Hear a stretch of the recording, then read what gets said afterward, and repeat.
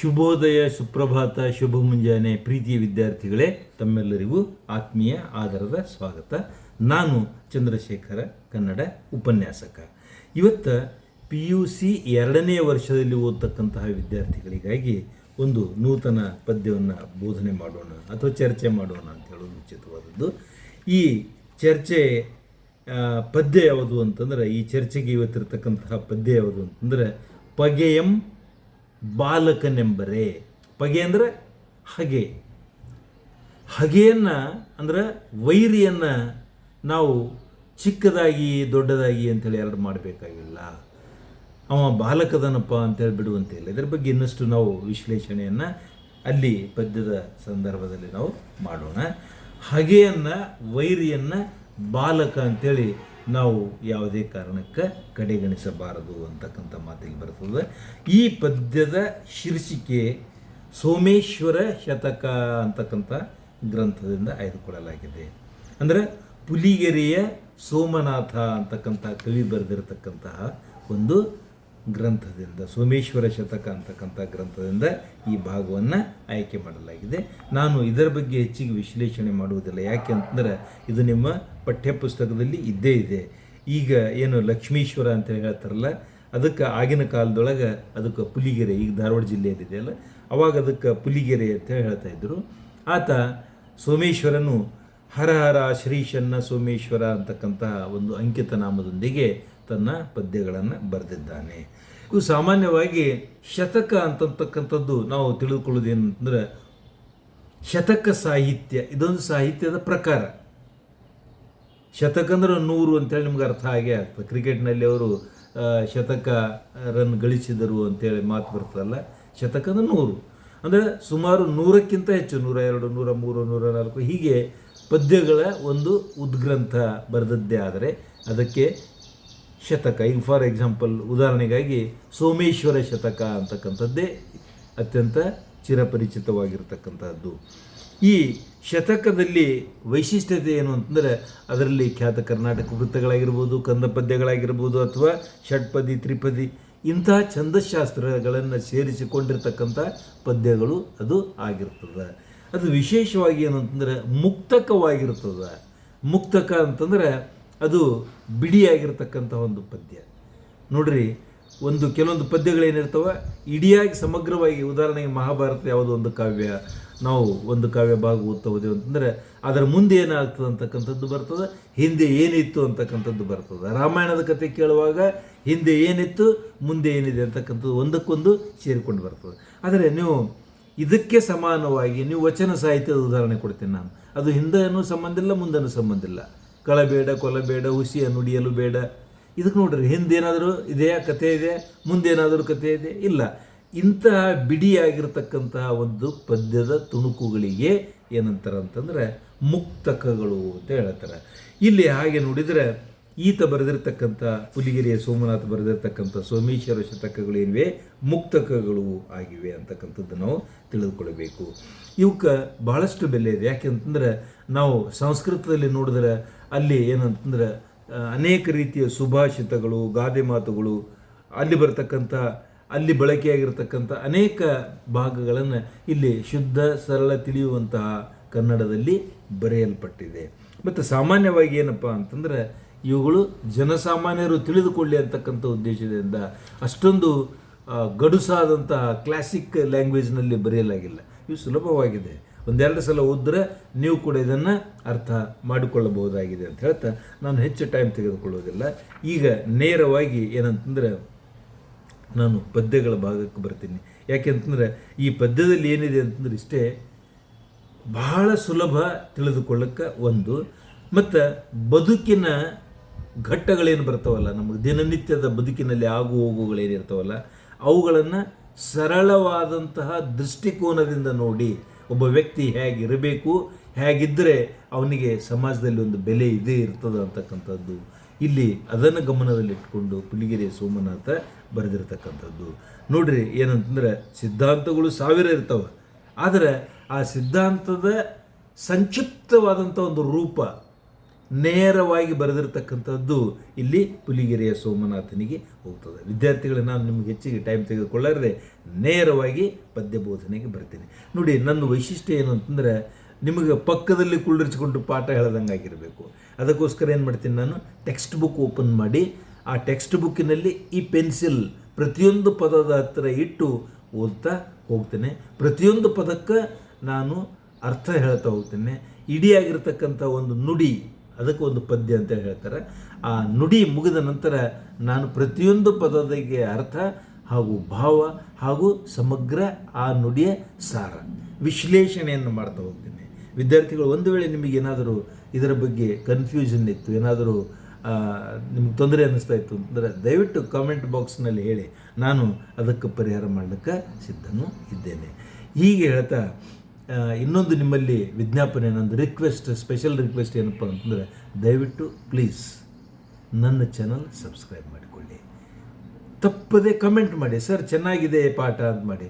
ನಿಮಗೆ ಇಷ್ಟ ಆಗಿಲ್ಲ ಅಂತಂದರೆ ಆಯ್ತಪ್ಪ, ನೀವು ಯಾಕೋ ಸರ್ ನನಗಿದು ಅಷ್ಟೊಂದು ಇದು ಆಗಿಲ್ಲ ಅಂತ ನೀವು ಮುಕ್ತವಾಗಿ ಹೇಳ್ರಿ. ನೀವು ಹೇಳಿದ್ರಿ ಅಂತಂದರೆ ನನಗೂ ಕೂಡ ಇನ್ನೂ ನನಗೆ ಇಷ್ಟೊಂದು ಹಂಬಲ ಇದೆ, ತಿಳಿದುಕೊಳ್ಳಬೇಕು, ಕಲಿಯಬೇಕು, ಮತ್ತು 4 ಜನ ಮಕ್ಕಳಿಗೆ ನಾನು ಬೋಧನೆ ಮಾಡಬೇಕು ಅಂತ ತುಂಬ ಹಂಬಲ ಇದೆ. ಆ ಹಂಬಲಕ್ಕೆ ದಯವಿಟ್ಟು ಪ್ರೋತ್ಸಾಹ ನೀಡಬೇಕು ಅಂತ ಹೇಳ್ತಾ ಈಗ ನಾನು ನೇರವಾಗಿ ಈ ಪದ್ಯದ ಬೋಧನೆಗೆ ಬರ್ತಾ ಇದ್ದೇನೆ. ಈ ಪದ್ಯದ ಶೀರ್ಷಿಕೆ 4ನೇ ಪದ್ಯ ಇದೆ, ಪಗೆಯಂ ಬಾಲಕನೆಂಬರೆ ಅಂತಕ್ಕಂಥದ್ದಿದೆ. ನಿಮಗೆ ಈ ಭಾಗ ಏನು ನಾನು ಹೆಚ್ಚಿಗೆ ಹೇಳೋಕ್ಕೆ ಪ್ರಯತ್ನ ಮಾಡೋದಿಲ್ಲ. ಯಾಕೆ ಅಂತಂದರೆ ಇದರಲ್ಲಿರ್ತಕ್ಕಂಥ ಎಲ್ಲ ಸಂಬಂಧಗಳನ್ನು, ಎಲ್ಲ ಒಂದು ಅರ್ಥವನ್ನು ನಾನು ಮುಂದೆ ಬರ್ತಕ್ಕಂಥ ಪದ್ಯದ ವಿವಿಧ ಭಾಗಗಳಲ್ಲಿ ಹೇಳ್ತಾ ಹೋಗ್ತೇನೆ. ದಯವಿಟ್ಟು ಸಹಕಾರ ಮಾಡಿ. ನೋಡಿ, ಇಲ್ಲಿ ಮೊದಲನೆಯ ಪದ್ಯ ಅಂತಂದ್ರೆ ನುಡಿಗೆ ಪದ್ಯ ಅಂತೇಳಿ ಹೇಳೋದು ರೂಢಿ ಇದೆ. ಹಳಗನ್ನಡದಲ್ಲಿ ಸಾಮಾನ್ಯವಾಗಿ ಒಂದು ನುಡಿ ಅಂತ ಅನ್ನಂಗಿಲ್ಲ, ಅವರು ಒಂದು ಪದ್ಯ ಅಂಥೇಳಿ ಹೇಳ್ತಾರೆ. ಈಗ ನಾನು ಮೊದಲನೆಯ ಪದ್ಯಕ್ಕೆ ನಾನು ಬರ್ತಾ ಇದ್ದೇನೆ. ಕೆಲವಂ ಬಲ್ಲವರಿಂದ ಕಲ್ತು, ಇಲ್ಲಿಗೆ ಒಂದು ಅರ್ಥ ಮುಗಿತು. ಕೆಲವಂ ಶಾಸ್ತ್ರಂಗಳಂ ಕೇಳುತಂ, ಇಲ್ಲಿಗೆ ಒಂದು ಭಾಗ ಮಾಡಿದ್ದಾರೆ ಅವರೇ. ಕೆಲವಂ ಮಾಳ್ಪವರಿಂದ ಕಂಡು, ಕೆಲವಂ ಸುಜ್ಞಾನದಿಂ ನೋಡುತಂ. ಬಹಳ ಸೊಗಸಾಗಿರ್ತಕ್ಕಂತಹ ಪದ್ಯ ಇದೆ ಇದು. ಇಷ್ಟೇ ಅರ್ಧ ಭಾಗ ನೋಡೋಣ. ಕೆಲವಂ, ಕೆಲವನ್ನು, ದ್ವಿತೀಯ ವಿಭಕ್ತಿ ಪ್ರತ್ಯಯ. ಕೆಲವುಗಳನ್ನು ಬಲ್ಲವರಿಂದ ಕಲಿಯಬೇಕು. ಯಾರು ಅದನ್ನು ತಿಳಿದುಕೊಂಡಿರ್ತಾರೆಯೋ, ಯಾರು ಜಾಣರಿರ್ತಾರೆಯೋ, ಆ ವಿಷಯದಲ್ಲಿ ಯಾರು ಪಂಡಿತರಿರ್ತಾರೆಯೋ, ತಿಳುವಳಿಕೆ ಹೊಂದಿರ್ತಾರೆಯೋ. ಇಲ್ಲಿ ನಾವು ಯಾವುದೇ ರೀತಿಯ ವ್ಯಕ್ತಿ, ಅವನು ದೊಡ್ಡವನಿದ್ದಾನೆ, ಅವನು ಚಿಕ್ಕವನಿದ್ದಾನೆ, ಅವನು ಬಾಲಕನಿದ್ದಾನೆ, ಅವನು ವೃದ್ಧನಿದ್ದಾನೆ, ಅವನು ನಮ್ಮವನಲ್ಲ, ಇವನು ನಮ್ಮವನು, ಅವಳು ಮಹಿಳೆ ಇದ್ದಾಳೆ, ಎಲ್ಲ ಬಿಟ್ಟು ಬಲ್ಲವರು ಯಾರಿದ್ದಾರಲ್ಲ ಅವ್ರಲಿಂದ ನಾವು ಕಲಿಯಬೇಕು. ಎಲ್ಲಿ ನಮಗೆ ಜ್ಞಾನ ಸಿಗ್ತದೆಯೋ ಅಲ್ಲಿ ನಾವು ಕಲಿಯಬೇಕು. ಕೆಲವಂ ಬಲ್ಲವರಿಂದ ಕಲಿತು, ಕೆಲವಂ ಶಾಸ್ತ್ರಂಗಳಂ ಕೇಳುತ್ತಮ್ಮ. ನೋಡ್ರಿ, ಒಬ್ಬ ವ್ಯಕ್ತಿ ತಾನೇ ತಾನು ಜಾಣ ಆಗಲಿಕ್ಕೆ ಸಾಧ್ಯವಿಲ್ಲ. ಜ್ಞಾನದ ಮೂಲಗಳು ಎಲ್ಲೆಲ್ಲಿವೆ ಅಲ್ಲಿ ಹೋಗಬೇಕು. ಬಲ್ಲವರಿಂದ ಹೆಂಗೆ ಕಲಿಯಬೇಕು? ಶಾಸ್ತ್ರಗಳಿಂದಲೂ ಕೂಡ ಕೇಳಿ ಕಲಿಯಬೇಕು. ಕೆಲವಂ ಮಾಳ್ಪವರಿಂದ ಕಂಡು, ಕೆಲವರು ಮಾಡ್ತಿರ್ತಾರಲ್ಲ, ಏನು ಮಾಡ್ತಿರ್ತಾರೆ ಅದನ್ನು ನೋಡಿ ತಿಳಿದುಕೊಳ್ಳಬೇಕು. ನೋಡಿದ್ರೇ ಗೊತ್ತಾಗ್ತದಲ್ಲ ಯಾವುದೇ ಒಂದು ಕೆಲಸ ಅವ್ರು ಹೇಗೆ ಮಾಡ್ತಾರೆ. ಈಗ ಮಡಿಕೆ ಮಾಡ್ತಕ್ಕಂಥ ಕಲೆ, ಗಡಿಗೆ ಮಾಡೋದು, ಅದು ನೋಡಬೇಕು, ಅದು ನೋಡನೇ ಕಲಿಲಿಕ್ಕೆ ಬರ್ತದೆ. ಕೇಳಿದ್ರೆ ನೀವು ಏಟು ತಿಳ್ಕೊಂಡ್ರೂ ಕೂಡ ಕೇಳಿ ಅದು ನೋಡಲಾರದೆ ಮಾಡಲಿಕ್ಕೆ ಬರೋಂಗಿಲ್ಲ. ಅದು ಮಡಿಕೆ ಮಾಡುವ ವಿಧಾನ ಅಂಥದ್ದು ಅನೇಕ ಇವೆ. ಹಾಗೆ ಕೆಲವಂ ಸುಜ್ಞಾನದಿಂ ನೋಡುತಂ. ಮನುಷ್ಯ ಆದವನಿಗೆ ಸುಜ್ಞಾನ ಅನ್ನೋದು ಕೂಡ ಬಹಳ ಮಹತ್ವದ್ದು. ಯಾಕೆ ಅಂತಂದರೆ ಅವನಿಗೆ ತನ್ನಲ್ಲಿಯೇ ತಾನು ಎಷ್ಟೋ ಸಂಗತಿಗಳು ತನಗೆ ಅರಿವಿಲ್ಲದೆ ತಿಳಿದಿರ್ತವೆ, ಎಷ್ಟೋ ತನ್ನ ಜ್ಞಾನದಿಂದ ತಿಳಿದುಕೊಂಡಿರ್ತಾನೆ ಆತ. ಕೆಲವಂ ಸಜ್ಜನ ಸಂಘದಿಂದಲ್ ಅರಿಯಲ್. ಸಜ್ಜನರ ಸಂಘ ಯಾವಾಗಲೂ ಅದು ಶ್ರೇಷ್ಠವಾದದ್ದು. ಹೇಳ್ತಾರಲ್ಲ, ಸಜ್ಜನರ ಸಂಘ ಹೆಜ್ಜೆಯನ್ನು ಸವಿದಂತೆ ಅಂತ ಹೇಳಿ. ಹಾಗೆ ಕೆಲವಂ ಸಜ್ಜನರ ಸಂಘದಿಂದ ತಿಳಿದುಕೊಳ್ಳಬಹುದು. ಸರ್ವಜ್ಞನಪ್ಪಂ ನರಂ. ಇಷ್ಟೆಲ್ಲ ಆಯಿತು ಅಂತಂದ್ರೆ ನರ ಅಂದ್ರೆ ಮನುಷ್ಯ ಸರ್ವಜ್ಞನಾಗಿ ಬಿಡಬಹುದು. ಸರ್ವಜ್ಞ ಅಂತಂದ್ರೆ ನೀವೇನು ತಿಳ್ಕೊಂಡಿದ್ದೀರಿ ಅದು ಹೌದು, ಆ ಸರ್ವಜ್ಞನೂ ಹೌದು. ಸರ್ವವನ್ನು ಜ್ಞಾನವಾಗಿ ಹೊಂದಿರುವವನು, ಸರ್ವಜ್ಞಾನವನ್ನು ಪಡೆದಿರುವವನು ಸರ್ವಜ್ಞ. ಅಂದರೆ ಎಲ್ಲ ರೀತಿಯ ಜ್ಞಾನ ಇರಬೇಕು ಆತನಿಗೆ, ಅವನಿಗೆ ಸರ್ವಜ್ಞ ಅಂತಾರೆ. ಹೇಗೆ ಫಲವುಂ ಪಳ್ಳ ಸಮುದ್ರವೈ, ಹಲವು ಹಳ್ಳಗಳು ಸೇರಿದರೆ ಒಂದು ಸಮುದ್ರ ಆಗ್ತದೆ. ಹಂಗೆ ಒಬ್ಬ ವ್ಯಕ್ತಿ ಸಮುದ್ರದ ಹಾಗೆ ಆಳ ವಿಶಾಲ ತನ್ನ ವ್ಯಕ್ತಿತ್ವವನ್ನು ಬೆಳೆಸ್ಕೊಳ್ಬೇಕಾಯಿತು ಅಂತಂದರೆ ಆತ ಏನೇನು ಮಾಡಬೇಕು? ಬಲ್ಲವರಿಂದ ಕಲಿಯಬೇಕು, ಶಾಸ್ತ್ರಗಳನ್ನು ಕೇಳುತ್ತಾ ತಿಳಿದುಕೊಳ್ಳಬೇಕು, ಮಾಡತಕ್ಕಂಥ ವ್ಯಕ್ತಿಗಳಿಂದ ನೋಡಿ ಅರ್ಥ ಮಾಡಿಕೊಳ್ಳಬೇಕು, ಸುಜ್ಞಾನದಿಂದ ನೋಡಬೇಕು, ಕೆಲವು ಸಜ್ಜನರ ಸಂಘದಿಂದ ಅರಿತುಕೊಳ್ಳಬೇಕು. ಅಂಥ ವ್ಯಕ್ತಿ ಸರ್ವಜ್ಞನಾಗಬಹುದು. ಹಲವು ಹಳ್ಳಗಳು ಸೇರಿ ಹೇಗೆ ಸಮುದ್ರ ಆಗ್ತದೆಯೋ ಹಾಗೆ ಹಲವು ಜ್ಞಾನದ ಮೂಲಗಳು ಸೇರಿಕೊಂಡು ಒಬ್ಬ ವ್ಯಕ್ತಿ ಸರ್ವಜ್ಞನಾಗಬಹುದು. ಹರ ಹರ ಶ್ರೀ ಚನ್ನ ಸೋಮೇಶ್ವರ, ಇದು ಆತನ ಪುಲಿಗೆರೆಯ ಸೋಮನಾಥನ ಅಂಕಿತ ನಾಮ. ನಾವೀಗ ಎರಡನೆಯ ಪದ್ಯಕ್ಕೆ ಬರೋಣ. ನೋಡಿ, ನಾನು ಇನ್ನೊಂದು ಸ್ವಲ್ಪ ವಿಶಾಲ ಮಾಡ್ತೀನಿ ನಿಮಗೆ.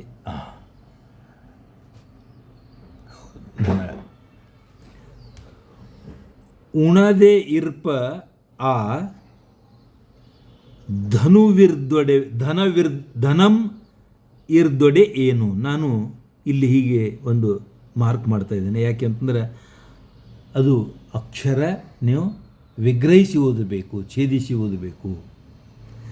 ಉಣದೆ ಇರ್ಪ ಆ ಧನಂ ಇರ್ದೊಡೆ ಏನು. ಕೆಲವರು ಇರ್ತಾರೆ ಅತ್ಯಂತ ಜಿಪುಣರಿರ್ತಾರೆ, ತನ್ನ ಹೊಟ್ಟೆಗೆ ತಾನೇ ತಿನ್ನಂಗಿಲ್ಲ. ಇನ್ನು ಕೆಲವರು ರೋಗಿಷ್ಠರಾಗಿರ್ತಾರೆ, ಎಷ್ಟು ಬೇಕಾದಷ್ಟು ದನ ಇರ್ತದೆ, ತಿನ್ನಕ್ಕಾಗಂಗಿಲ್ಲ. ಆದರೆ ಆ ದನದ ಉಪಯೋಗ ಏನು? ಅವನ ಹತ್ರ ಎಷ್ಟು ದನ ಇದ್ದರೇನು ರೋಗಿಷ್ಠ, ತಿನ್ನಕ್ಕಾಗೋದಿಲ್ಲ. ಅಥವಾ ರೋಗಗ್ರಸ್ತ ಜಿಪುಣ ಮನಸ್ಸು, ಅದು ಕೂಡ ತಿನ್ನಕ್ಕಾಗೋದಿಲ್ಲ. ಅಂಥವರ ಹತ್ತಿರ ಧನ ಇದ್ದರೆ ಏನು? ಸುತನು ಇರ್ದೆ ಮುಪ್ಪಿನಲ್ಲಿ ಆಗದೆ. ತಾಯಿ ತಂದೆಗಳಿಗೆ ಮುಪ್ಪಿನಲ್ಲಿ ಶ್ರವಣ ಕುಮಾರನಂತಹ ಮಕ್ಕಳು ಇರಬೇಕು. ತನ್ನ ತಂದೆ ತಾಯಿಯರನ್ನು ಕಾಶಿಗೆ ಕರೆದುಕೊಂಡು ಹೋದನು ಮುಪ್ಪಿನ ಕಾಲಕ್ಕೆ. ಇದೊಂದು ಉದಾಹರಣೆ ಮಾತ್ರ ಹೇಳ್ತೀನಿ. ಮಹಾತ್ಮ ಗಾಂಧೀಜಿಯವರ ಮನಸ್ಸಿನ ಮೇಲೆ ಅತ್ಯಂತ ಪ್ರಭಾವ ಬೀರಿರತಕ್ಕಂತಹ ಒಂದು ನಾಟಕ ಅಂತಂದ್ರೆ ಶ್ರವಣನ ಪಿತೃಭಕ್ತಿ ಅಂತಕ್ಕಂಥದ್ದು. ಇರಲಿ, ಇಲ್ಲಿ ನಾವು ಹೇಳಬೇಕಾದದ್ದೇನು, ಸುತ ಮಗ ಹೆಂಗಿರ್ಬೇಕಪ್ಪ ಅಂತಂದ್ರೆ ಮುಪ್ಪಿನಲ್ಲಿ ತಂದೆ ತಾಯಿಯರನ್ನು ನೋಡಿಕೊಳ್ಳುವಂಥವನಿರಬೇಕು. ಈಗಿನ ಕಾಲದಲ್ಲಿ ನಾವು ನೋಡ್ತಾ ಇದ್ದೇವೆ, ಎಂಥ ಮಕ್ಕಳಿದ್ದಾರೆ, ಎಂಥ ತಂದೆ ತಾಯಿಯರಿದ್ದಾರೆ, ಮಕ್ಕಳೆಲ್ಲಿದ್ದಾರೆ, ತಂದೆ ತಾಯಿಯಲ್ಲಿದ್ದಾರೆ. ಅದೆಲ್ಲ ಯೋಚನೆ ಮಾಡ್ತಾ ಹೋದರೆ ಈ ಪದ್ಯದ ಬೋಧನೆ ಅದು ಮುಗಿಯೋದೇ ಇಲ್ಲ. ನಾವು ನೀವು ಎಂದಾದರೂ ಒಂದು ಕಾಲ ಕೂಡಿ ಬಂತು ಅಂತಂದರೆ ಎದುರು ಕುಂತು ಅದರ ಬಗ್ಗೆ ನಾನು ಬೇಕಾದಷ್ಟು ಹೇಳಬಹುದು. ಮುಪ್ಪಿನಲ್ಲಿ ಆಗಲಾರದ ಮಗನಿದ್ದು ಏನು ಫಲ, ಆ ಒಣಗಲ್ ಪೈರಿಗೆ ಬಾರದಿರ್ದ ಮಳೆ ತಾಂ ಬಂದು ಏನ್ ಆಪತ್ತಿನೋಳ್. ನೋಡ್ರಿ, ಒಣಗಿರ್ತಕ್ಕಂತಹ ಬೆಳೆ, ಮಳೆ ಯಾವ ಕಾಲಕ್ಕೆ ಬರಬೇಕು ಆ ಕಾಲಕ್ಕೆ ಬರಬೇಕಲ್ಲ. ಎಲ್ಲ ಒಣಗಿ ಹೋದ ನಂತರ ಆ ಪೈರು ಎಲ್ಲ ಮಳೆ ಬರಲಾರದೆ, ಮಳೆ ಬಾರದೆ ಒಣಗಿ ಹೋಗಿ ಆನಂತರ ಮಳೆ ತಾನು ಬಂದ್ರೆ ಏನಪ್ಪ, ಏನು ಉಪಯೋಗದ? ಎಲ್ಲ ಒಣಗಿ ಹೋದ ನಂತರ ಏನೂ ಉಪಯೋಗ ಇಲ್ಲ. ಆಪತ್ತಿನೋಳ್ ಮಣಿದುಂ ನೋಡದ ಬಂದು ಏತಕ್ಕೆ. ಆಪತ್ತಿನೊಳಗೆ, ಇಲ್ಲಿ ನಾನು ಈ ಪದವನ್ನು ಕೂಡ, ಈ ಅಕ್ಷರವನ್ನು ಕೂಡ ಛೇದಿಸ್ತಾ ಇದ್ದೇನೆ. ಆಪತ್ತಿನೊಳಗೆ ಸೋತು ನೋಡದ ಬಂಧು ಅಂದ್ರೆ ಅಯ್ಯೋ ಪಾಪ ಇವನಿಗೆ ಎಂಥ ಕಷ್ಟ ಬಂತಲ್ಲ. ಬಂಧುಗಳಿರ್ತಾರೆ, ಹಣ ಇದ್ದಾಗ ಎಲ್ಲರೂ ನಮ್ಮವರು, ಹಣ ತೀರಿದ ನಂತರ ಆ ವ್ಯಕ್ತಿ ನಮ್ಮವನಿದ್ದರೂ ಕೂಡ ಪರನು. ಅದಕ್ಕೆ ಯಾರಿಗೆ ಬಂಧು ಅನ್ನಬೇಕು ಅಂತಂದ್ರೆ,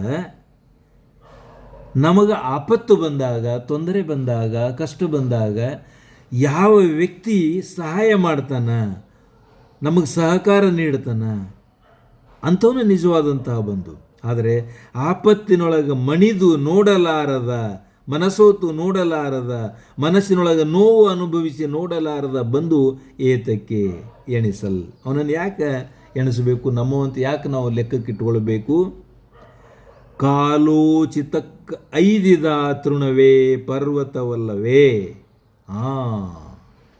ನೋಡ್ರಿ, ಕಾಲೋಚಿತ ಒಂದೊಂದು ಸಂದರ್ಭಗಳು ಹಿಂಗೆ ಬರ್ತಾವೆ, ಬೇಕಾದಿರ್ತದೆ, ಆದರೆ ಅದು ಸಮಯ ಸರಿ ಇರಂಗಿಲ್ಲ.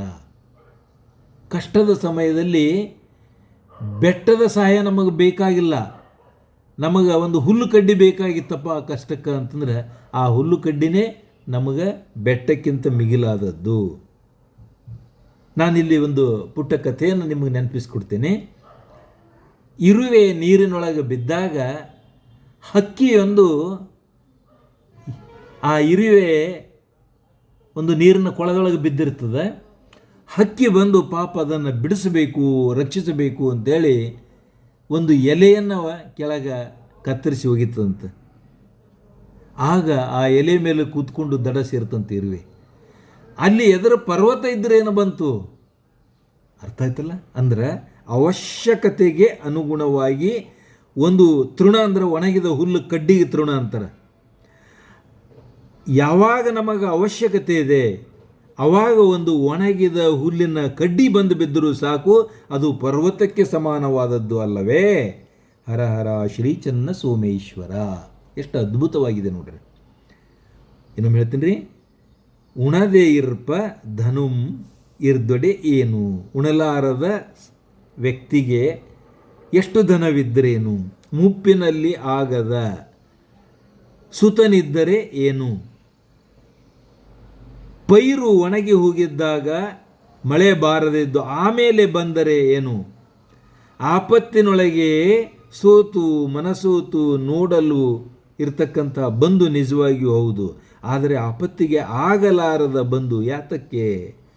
ಕಾಲೋಚಿತಕ್ಕೆ ಐದಿದ ಅಂದರೆ ಆಗಿರ್ತಕ್ಕಂತಹ, ಅಂದರೆ ಉಚಿತ ಸಮಯದಲ್ಲಿ ಉಚಿತ ಸಂದರ್ಭದಲ್ಲಿ ತನಗೆ ಸಹಾಯ ಆಗಿರ್ತಕ್ಕಂತಹ ವ್ಯಕ್ತಿ ಇಲ್ಲಿ ತೃಣ ಸಮಾನನಾಗಿದ್ದರೂ ಕೂಡ ಆತ ಪರ್ವತಕ್ಕೆ ಸಮಾನ. ಹರ ಹರ ಶ್ರೀ ಚನ್ನ ಸೋಮೇಶ್ವರ. ವಿದ್ಯಾರ್ಥಿಗಳೇ, ನಾನು ಮುಂದಿನ ಪದ್ಯಕ್ಕೆ ಬರ್ತಾ ಇದ್ದೇನೆ. ಚಿಗುರೆಂದು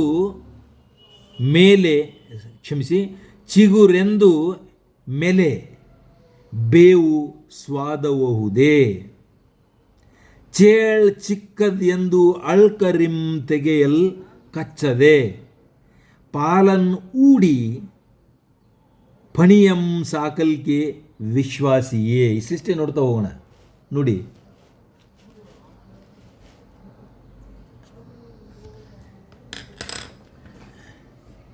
ನೋಡಿ, ಬೇವು ಅದು ಹುಟ್ಟಿನಿಂದ ಕಹಿನೇ. ಅದು ಯಾವುದೇ ಕಾರಣಕ್ಕೆ ಬೇವು ರುಚಿಯಾಗಲಿಕ್ಕೆ ಸಾಧ್ಯ ಇಲ್ಲ. ಇಲ್ಲಪ್ಪ ಇದು ಮುಗುಳದ ಚಿಗುರದ ಅಂಥೇಳಿ ಚಿಗುರು ಅಂತ ತಿಳ್ಕೊಂಡು ಬೇವು ಸ್ವಾದಂ, ಬೇವು ಮೆಲೆ ಅಂತಂದರೆ ಮೆದ್ದ ನಂತರ, ಮೆಲೆತ ನಂತರ, ಕಚ್ಚಿ ಜಿಗಿದ ನಂತರ, ತಿಂದ ನಂತರ ಮೆಲೆಯುವುದು, ಮೆಲ್ಲುವುದು ಅಂತಾರಲ್ಲ. ಚಿಗುರನ್ನು ಮೆಲೆದ ಮೇಲೆ ಬೇವು ಸ್ವಾದಂ ಬಹುದೇ. ಅದು ಸ್ವಾದತ್ತೇನು? ಇಲ್ಲಪ್ಪ ಚಿಗುರದ ಅದು ಅಂತಂದು ತಿಂದರೆ ಅದು ಎಂದಾದರೂ ಒಳ್ಳೆ ಟೇಸ್ಟ್ ಕೊಡ್ತೇನು? ಚೇಳು ಚಿಕ್ಕದೆಂದು ಅಳ್ಕರಿಂ. ಚಿಕ್ಕದ ಚೇಳು ಅಂತೇಳಿ ಅಕ್ಕರೆಯಿಂದ ತೆಗೆಯಲ್ ಕೈಯೊಳಗೆ ಹಿಡಿದುಕೊಂಡೆವು ಅಂತಂದ್ರೆ ಕಚ್ಚಲಾರದೆ ಬಿಡ್ತೇನೆ. ಯಾಕೆ ಅಂತಂದ್ರೆ ಕುಟುಕುವುದೇ ಚೇಳಿನ ಗುಣ. ಅದನ್ನು ಎಷ್ಟು ಚಿಕ್ಕದಿದ್ರೂ ಕೂಡ ಅದು ಕುಟುಕಿ ಬಿಡ್ತದೆ. ಎಷ್ಟು ಚಿಕ್ಕ ಚೇಳಿದ್ರೂ ಕೂಡ ಅದು ವಿಷಭರಿತವಾದಂಥದ್ದೇ. ಇನ್ನು ಹಾವಿಗೆ ವಿಷ ಇರಲಿಕ್ಕಿಲ್ಲ. ಚೇಳು ಖಂಡಿತವಾಗಿಯೂ ನೋವು ಉಂಟು ಮಾಡೇ ಮಾಡ್ತದೆ. ಹಾವಿಗೆ ಸಾಮಾನ್ಯವಾಗಿ ಕೇರೆ ಹಾವುಗಳು ಅಥವಾ ಸಾಮಾನ್ಯ ಹಾವುಗಳು, ಸರಳ ಹಾವುಗಳಿದ್ದು ಅಂದರೆ ವಿಷ ಇರ್ತದೆ, ಭಾಳ ಕಡಿಮೆ ಇರ್ತದೆ. ವಿಷಪೂರಿತವಾದಂಥ ನಾಗಗಳು ಬೇರೆನೇ ಇರ್ತವೆ. ಆದ್ರೂ ಕೂಡ ನಾವು ಅವುಗಳ ಜೊತೆಗೆ ಆಟ ಆಡಬೇಕಾಗಿಲ್ಲ. ಚೇಳು ಚಿಕ್ಕದೆಂದು ಅಳ್ಕರಿ ಅಂದರೆ ಅಕ್ಕರೆ, ಅಳ್ಕರಿಂ ಅಕ್ಕರೆಯಿಂದ ಪ್ರೀತಿಯಿಂದ, ತೆಗೆಯಲ್ ಅದನ್ನು ತೆಗೆದುಕೊಂಡ್ರೆ ಕೈಯೊಳಗೆ ಹಿಡಿದುಕೊಂಡ್ರೆ ಕಚ್ಚದೆ, ಪಾಲನೂಡಿ ಫಣಿಯಂ ಸಾಕಲ್ಕೆ ವಿಶ್ವಾಸಿಯೇ, ಪಾಲಂದ್ರೆ ಹಾಲು, ಹಾಲು ಊಡಿ ಅಂದರೆ ಕುಡಿಸಿ ಅದಕ್ಕೆ ಹಾಲನ್ನು ಕುಡಿಸಿ, ಫಣಿ ಅಂದ್ರೆ ನಾಗ ಹಾವು, ಫಣಿಯಂ ಹಾವನ್ನು, ಸಾಕಲ್ಕೆ ಸಾಕಿದ್ರೆ ಅದು ವಿಶ್ವಾಸಿಯೇ, ನನ್ನ ಯಜಮಾನದನಪ್ಪ ಇವನು ಹಾಲು ಕುಡಿಸಿದಾನೆ, ಇವನಿಗೆ ನಾನು ತೊಂದರೆ ಕೊಡಬಾರದು ಅಂಥೇಳಿ ಅಷ್ಟೊಂದು ವಿಶ್ವಾಸ ತೋರಿಸಲಿಕ್ಕೆ ಹಾವಿಗೆ ಸಾಧ್ಯವಿದೆ ಇಲ್ಲ. ಖಗಮಂ ಸಾಕುವೆನ್ ಎಂದು ಗೂಗೆ ಮರಿಯಂ ಸಂಪ್ರೀತಿಯಂದ್ ಓವರೇ. ಖ ಅಂದ್ರೆ ಆಕಾಶ, ಗ ಅಂತಂದ್ರೆ ಅಲ್ಲಿ ಎಲ್ಲ ಕಡೆಗೂ ಓಡಾಡ್ತಕ್ಕಂಥದ್ದು, ಅಂದರೆ ಆಕಾಶದಲ್ಲಿ ತಿರುಗತಕ್ಕಂಥದ್ದು ಅಂತಂದ್ರೆ ಹಕ್ಕಿಗಳು ಅಂತೇಳಿ ನಾವು ತಿಳ್ಕೊಳ್ಬೇಕಿಲ್ಲಿ. ಆಕಾಶದಲ್ಲಿ ತಿರುಗತಕ್ಕಂಥ ಹಕ್ಕಿಗಳು ಸಾಕಬೇಕಪ್ಪ, ಸಾಕ್ತಾರೆ. ಕೆಲವರು ಗಿಳಿ ಸಾಕ್ತಾರೆ, ಕೆಲವರು ಪಾರಿವಾಳ ಸಾಕ್ತಾರೆ, ಇನ್ನು ಕೆಲವರು ಸಣ್ಣ ಪುಟ್ಟ ಪ್ರೀತಿ ಹಕ್ಕಿಗಳನ್ನು ಸಾಕ್ತಾರೆ. ನಾನು ಯಾವುದಾದ್ರೂ ಒಂದು ಒಳ್ಳೆಯ ಹಕ್ಕಿಯನ್ನು ಸಾಕಬೇಕು ಅಂಥೇಳಿ ಗೂಗೆ ಮರಿಯಂ ಪ್ರೀತಿಯಿಂದ, ಸಂಪ್ರೀತಿ ಅತ್ಯಂತ ಆದರ ಪ್ರೀತಿಯಿಂದ ಗೂಗೆ ಮರಿ ಅಂತಂದ್ರೆ ಇದು ಸಾಮಾನ್ಯವಾಗಿ ಸಾಂಪ್ರದಾಯಿಕವಾಗಿ ಅನಿಷ್ಟದ ಹಕ್ಕಿ ಅಂಥೇಳಿ ಒಂದು ನಮ್ಮ ರೂಢಿ ಇದೆ. ಗೂಗೆ ಅನಿಷ್ಟ, ಅದು ಕೂಗಬಾರ್ದು, ಅದು ಕೂಗಿದ್ರೆ ಏನಾದರೂ ತೊಂದರೆ ಬರ್ತದೆ ಅಂಥೇಳಿ ಏನೇನೋ ಹೇಳ್ತಾರೆ.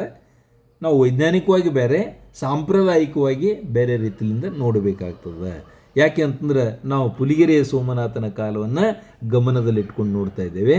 ಯಾವುದಾದರೂ ಹಕ್ಕಿಯನ್ನು ಸಾಕಬೇಕು ಅಂತ ತಿಳ್ಕೊಂಡು ಗೂಗೆ ಮರಿಯನ್ನು ಸಂಪ್ರೀತಿಯಿಂದ ಸಾಕ್ಲಿಕ್ಕಾಗ್ತದೆ ಎನ್ನುವ ಅತ್ಯಂತ ಪ್ರೀತಿಯಿಂದ ಓರೇ. ಬಗೆಯಂ ಬಾಲಕನೆಂಬರೇ, ಬಂತು ನೋಡ್ರಿ ಇಲ್ಲಿ ಪಾಠದ ಶೀರ್ಷಿಕೆ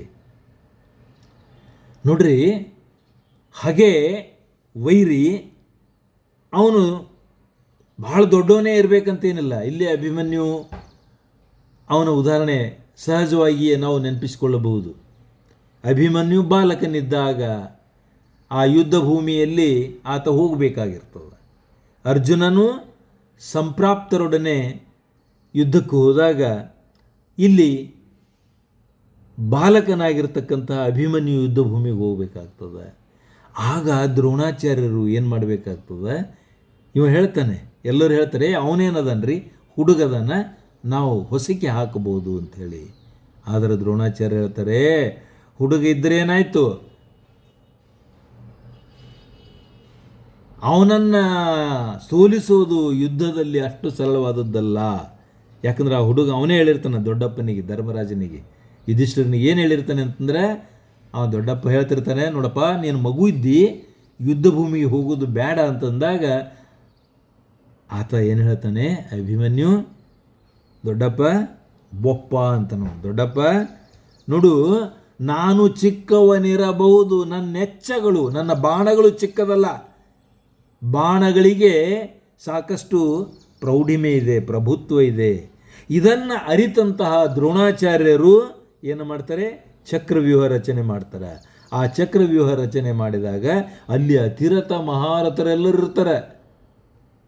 ದುರ್ಯೋಧನ, ದುಶ್ಯಾಸನ, ಕರ್ಣ, ಸ್ವತಃ ದ್ರೋಣರು ಇರ್ತಾರೆ. ಅಲ್ಲಿ ಎಲ್ಲ ಇರ್ತದೆ. ದ್ರೋಣರು ಅವಾಗ ಆ ಯುದ್ಧದ ನೇತೃತ್ವವನ್ನು ವಹಿಸಿ ಸೇನಾಧಿಪತಿಯಾಗಿರ್ತಾರೆ. ಅದಕ್ಕೆ ಇಲ್ಲಿ ಬಹುತೇಕ ಪುಲಿಗೆರೆಯ ಸೋಮನಾಥ ಅದನ್ನೇ ನೆನೆಸಿಕೊಂಡು ಈ ಸಾಲು ಬರೆದಿರ್ಬೋದು. ಕ್ಷಮಿಸಿ. ಹಗೆಯನ್ನು, ವೈರಿಯನ್ನು ಬಾಲಕ ಅಂತೇಳಿ ಬಿಡ್ಲಿಕ್ಕೆ ಆಗ್ತದೇನು? ಆಗಂಗಿಲ್ಲ. ಚಿಗುರು ಎಂದ ಮೇಲೆ ಚಿಗುರು ಅಂಥೇಳಿ ಬೇವನ್ನು ಮೆಲಿತರೆ ಸ್ವಾದ ಆಗ್ಲಿಕ್ಕೆ ಸಾಧ್ಯ ಇಲ್ಲ. ಚೇಳು ಚಿಕ್ಕದು ಅಂಥೇಳಿ ಅಕ್ಕರೆಯಿಂದ ಕೈಯೊಳಗೆ ಹಿಡಿದುಕೊಂಡರೆ ಅದು ಕುಟುಕದೆ ಬಿಡಲಾರದು. ಹಾಲನ್ನು ಕುಡಿಸಿ ಪಣಿಯನ್ನು ಸಾಕಿದರೆ ಹಾವನ್ನು ಸಾಕಿದರೆ ಅದು ವಿಶ್ವಾಸ ದ್ರೋಹಿಯೇ ಹೊರತು ವಿಶ್ವಾಸಿಯಾಗಲಿಕ್ಕೆ ಸಾಧ್ಯ ಇಲ್ಲ. ಖಗಮಂ ಸಾಕುವೆನು, ಯಾವುದಾದ್ರೂ ಒಂದು ಪಕ್ಷಿಯನ್ನು ಸಾಕುವೆನು ಅಂತೇಳಿ ಗೂಗೆ ಮರಿಯನ್ನು ಸಾಕಿ ಪ್ರೀತಿಯಿಂದ ಸಾಕಿದರೆ ಅದು ಸರಿಯೇ. ಹಾಗೆ ಯಾವ ವ್ಯಕ್ತಿ ಬಾಲಕ ಅಂತೇಳಿ ತಿಳ್ಕೊಂಡಿರ್ತೇವೆ, ಒಂದು ವೇಳೆ ಆತ ಹಾಗೆಯಾಗಿದ್ದರೆ ಇಲ್ಲಿಯೂ ಕೂಡ ಅಂಥದ್ದೇ ಅಂಥೇಳಿ ಇಲ್ಲಿ ಹರಹರ ಶ್ರೀಚನ್ನ ಸೋಮೇಶ್ವರ ಅಂಥೇಳಿ ತನ್ನ ಈ 3ನೆಯ ಆಯ್ದ ಪದ್ಯ ಮುಗಿಸಿದ್ದಾರೆ. ವಿದ್ಯಾರ್ಥಿಗಳೇ, ನಾವು ಈಗ 4ನೆಯ ಪದ್ಯಕ್ಕೆ ಬರೋಣ. ಅರೆಯಂ ಸೀಳುವುಡೆ ಆನೆ ಮೆಟ್ಟಲಹುದೇ ಚಾಣಂಗಳಿಂದಲ್ಲದೆ. Wow, beautiful. ಅರೆ ಅಂದರೆ ದೊಡ್ಡ ಕಲ್ಲು ಬಂಡೆ. ಈ ದೊಡ್ಡ ಕಲ್ಲು ಬಂಡೆಯನ್ನು ಸೀಳಬೇಕು ಅಂತಂದ್ರೆ ಆನೆಯನ್ನು ತಂದು ತುಳಿಸಿದರೆ ಅದು ಸೀಳಿ ಹೋಗಬಹುದೇ? ಭಾಳ ಚೆಂದಿದೆ ನೋಡ್ರಿ. ಅದಕ್ಕೆ ಏನು ಬೇಕು? ಆ ದೊಡ್ಡ ಕಲ್ಲು ಬಂಡೆ ಸೀಳಬೇಕಾಯ್ತು ಅಂತಂದರೆ ಚಾಣ ಬೇಕು. ಚಾಣ ಅಂತಂದ್ರೆ ಕಲ್ಲು ಕುಟ್ಟಿಗರು ಈ ಕಲ್ಲನ್ನು ಕತ್ತರಿಸುವಾಗ ಕೈಯೊಳಗೆ ಒಂದು ಎಡಕಿನ ಕೈಯೊಳಗೆ ಒಂದು ಪುಟ್ಟ ಆಯುಧ ಹಿಡಿದಿರ್ತಾರೆ. ಅದು ಶಾರ್ಪಾಗಿರ್ತಕ್ಕಂಥದ್ದು ಹಿಂಗಿರ್ತದೆ. ಇಲ್ಲಿ ಕೈ ಹಿಡಿದಿರ್ತಾರೆ. ಇದರ ಮೇಲೆ ಸುತ್ತಿಗೆಯಿಂದ ಹೊಡಿತಿರ್ತಾರೆ ಅವರು. ಚಾಣ ಭಾಳ ಚಿಕ್ಕದಿರ್ತದೆ, ಸುಮಾರು 6ರಿಂದ 8 ಇಂಚ್ ಇರ್ತದೆ ಅಷ್ಟೇ. ಆದರೆ ಕಲ್ಲು ಬಂಡೆ ಅದು ಕ್ವಿಂಟಾಲ್ ಟನ್ಗಟ್ಟಲೆ ಭಾರವಾಗಿದ್ದರೂ ಕೂಡ ಆನೆ ತುಳಿದರೆ ಅದು ಕಲ್ಲು ಸೀಳುವುದಿಲ್ಲ. ಹಾಗೆಯೇ ಅದಕ್ಕೆ ಸೀಳಬೇಕು ಅಂತಂದರೆ ಚಾಣ ಬೇಕು. ಅರೆಯಂ ಸೀಳುವುಡೆ, ಕಲ್ಲು ಬಂಡೆಯನ್ನು ಸೀಳಬೇಕಾದ್ರೆ ಆನೆ ಮೆಟ್ಟಲಹುದೇ. ಆನೆ ಮೆಟ್ಟಿದರೆ, ಮೆಟ್ಟನ್ನು ತುಳಿಯೋದು. ನೀ ಮೆಟ್ಟುವ ನೆಲ ಅದೇ ಕರ್ನಾಟಕ, ಕುವೆಂಪು ಅವರು ಎಷ್ಟು ಚಂದ ಉಪಯೋಗಿಸ್ಕೊಂಡಿದ್ದಾರೆ ನೋಡ್ರಿ. ತುಳಿಯೋದು. ಆನೆ ಅಂದರೆ ತುಳಿತದ ಆ ಕಲ್ಲು ಮೇಲೆ ಅಂತಂದ್ರೆ ಅದು ಕಲ್ಲು ಬಂಡೆ ಸೀಳುವುದಿಲ್ಲ. ಬದಲಾಗಿ ಚಾಣಂಗಳಿಂದ ಅಲ್ಲದೆ, ಚಾಣಂಗಳಿಂದ ಹೊಡಿತ ತಿನ್ನಬೇಕದು. ಕಿರುದಾಗಿರ್ದೊಡೆ ಅದೇನು ಉಪಾಯ ಪರನೋರ್ವಂ. ಅದು ಕಿರಿದು, ಚಿಕ್ಕದಾಗಿದ್ದರೂ ಕೂಡ ಅದೇನಾಗ್ತದೆ ಅಂತಂದರೆ ಉಪಾಯ ಪರನೋರ್ವಂ ಕೋಟಿಗೀಡಕ್ಕೂ. ಒಬ್ಬ ಉಪಾಯ ಬಲ್ಲವನು ಚಿಕ್ಕವನಿದ್ದರೂ ಕೂಡ ಆತ ಇಲ್ಲಿ ಏನಾಗ್ತದೆ ಅಂತಂದರೆ ಆ ಸಂದರ್ಭಕ್ಕೆ ಬೇಕಾದಂತಹ ಉಪಾಯ ಆತ ಹೇಳಬಹುದು. ನಿಮಗಿಲ್ಲಿ ಕಥೆ ನೆನಪಿರಬಹುದು. ಸಿಂಹ ದಿನಾಲು ಕಾಡಿನ ಒಂದೊಂದು ಮೃಗಗಳನ್ನು, ಸಣ್ಣ ಪುಟ್ಟ ಮಿಕ್ಕಗಳನ್ನು ತಿಂತಾ ಇರಬೇಕಾಯ್ತು ಅಂತಂದರೆ ಸರದಿ ಪ್ರಕಾರ ಒಂದು ದಿವಸ ಮೊಲಕ್ಕೆ ಸರದಿ ಬಂತು. ಉಪಾಯ ಬಲ್ಲ ಮೊಲ, ದುರ್ಗಸಿಂಹನ ಪಂಚತಂತ್ರ ಕಥೆಗಳಲ್ಲಿ ಬರ್ತಾ ನೋಡ್ರಿ.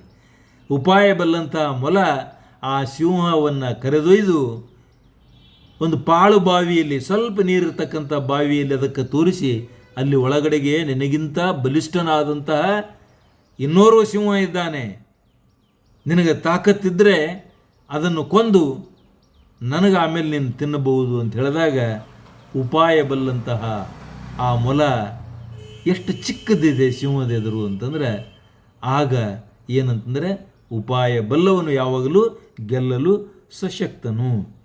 ಹಾಗೆ ಕಿರುದಾಗಿರ್ದೊಡೆ ಅದೇನು, ಚಿಕ್ಕದಾಗಿದ್ದರೇನಪ್ಪ, ಉಪಾಯ ಪರನೋರ್ವಂ, ಉಪಾಯ ಹೊಂದಿರತಕ್ಕಂಥವನು, ಉಪಾಯ ಬಲ್ಲವನು.